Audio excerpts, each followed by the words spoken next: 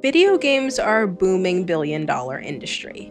In 2020, it generated almost $162.32 billion. There have been many popular and memorable games over the years. But what about the ones that no one plays anymore?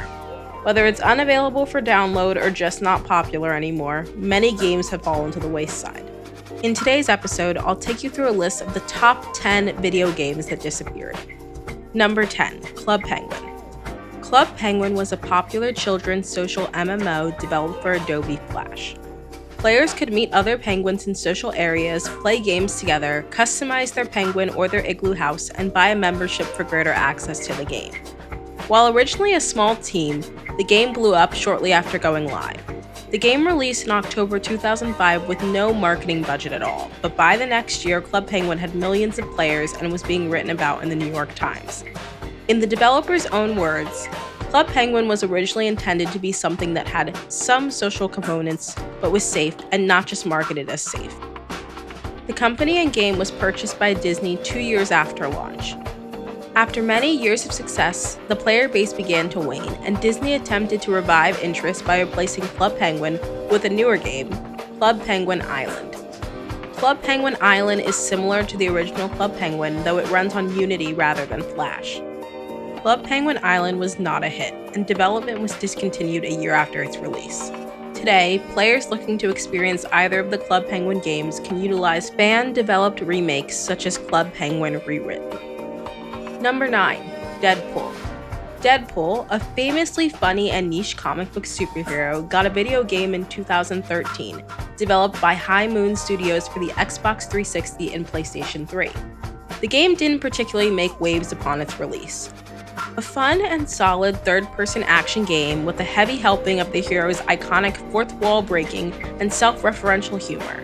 In 2014, the game was delisted from Steam, Xbox Live Arcade, and the PlayStation Store. An expired contract between Marvel and Activision meant that Activision no longer had the rights to publish Deadpool on digital platforms. The game was still accessible to players who had previously purchased it or those who owned the game physically on a disc. In 2015, the game was made available digitally again in order to advertise the release of the new Deadpool film starring Ryan Reynolds. The game was removed again in 2017, staying off digital storefronts indefinitely. This game is still accessible to those who owned it physically. Number 8. Fusion Fall. Cartoon Network was ahead of the curve with its 2009 MMO Fusion Fall.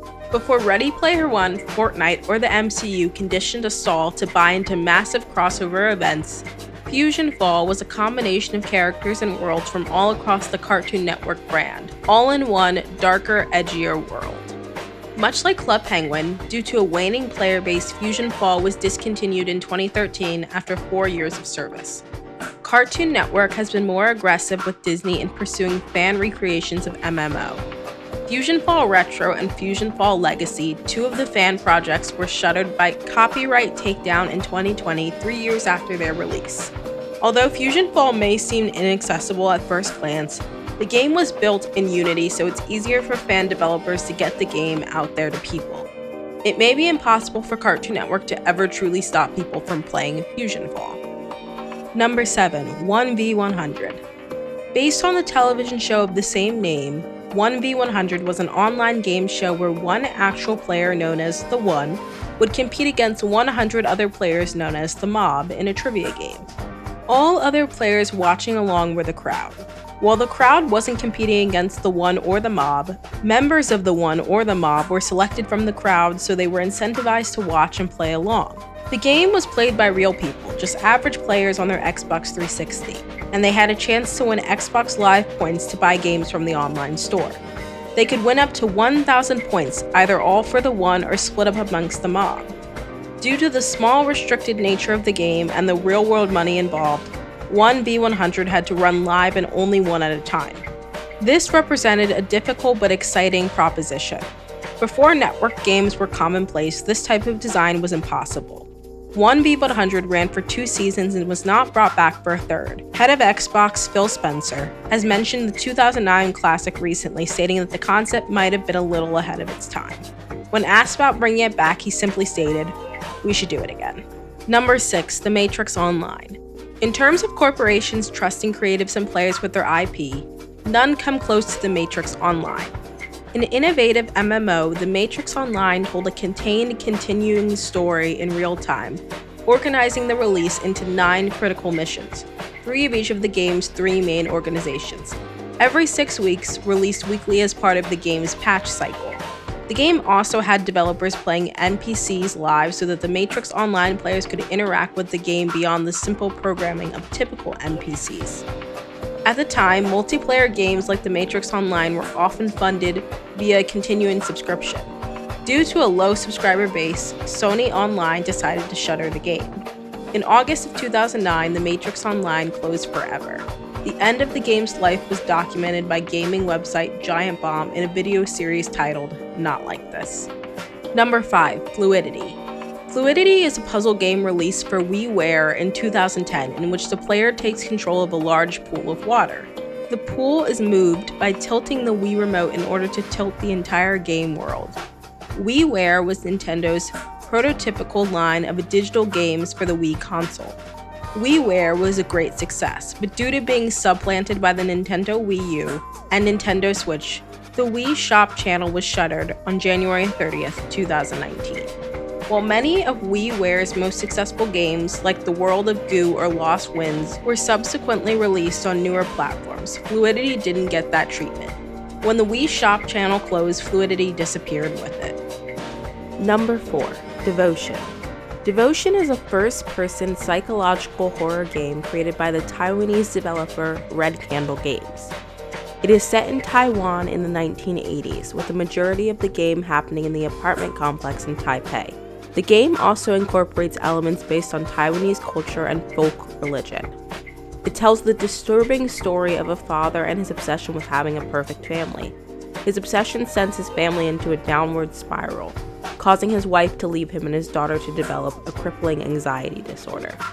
Out of desperation, he turns to spiritualism and eventually joins a dangerous cult in an attempt to cure his daughter to horrifying results.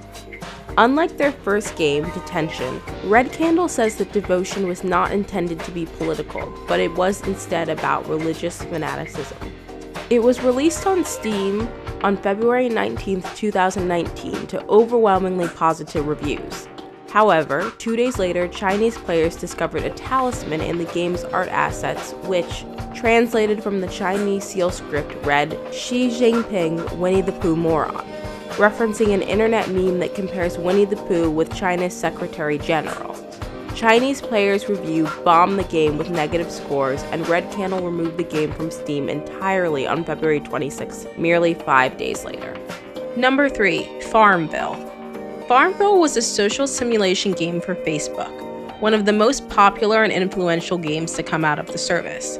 At its peak in March 2010, the game had over 83 million active users.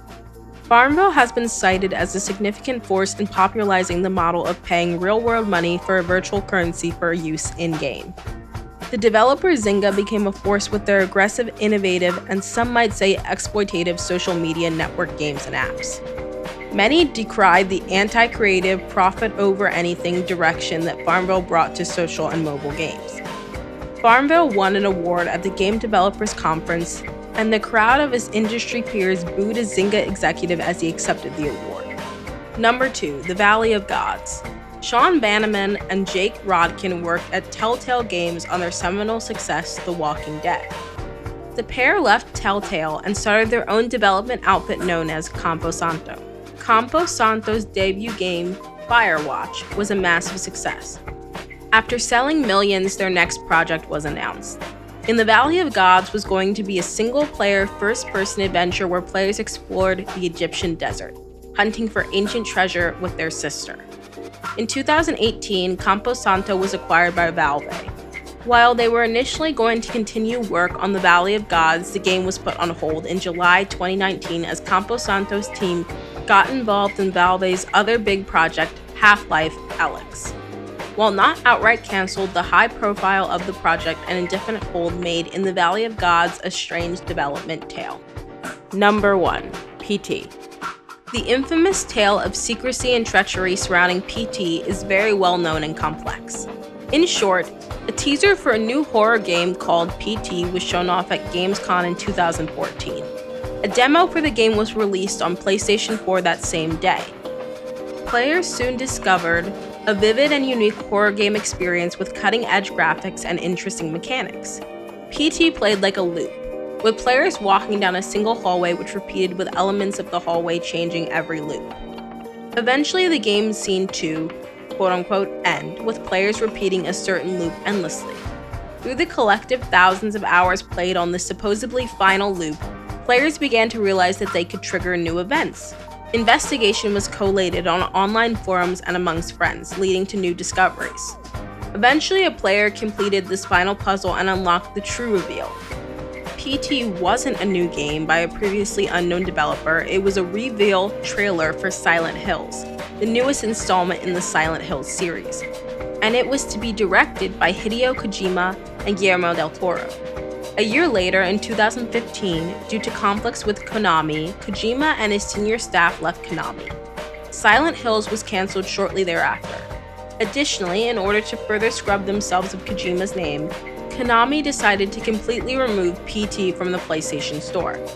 They went as far as to remove players' ability to re-download PT if they'd previously downloaded it and happened to delete it. Many games get delisted from sale, but few go as far as to completely wipe it from all access. Players can still play PT on PlayStation 4 if they have it downloaded, but cannot transfer that game over to the PlayStation 5. Some fans have attempted recreations of the game on PC. While Kojima Productions did eventually reform and create the acclaimed success Death Stranding, many still lament what could have been and the complete loss of such a unique game. Thanks so much for watching this video. Go ahead and like this video, comment down below, and hit that subscribe button.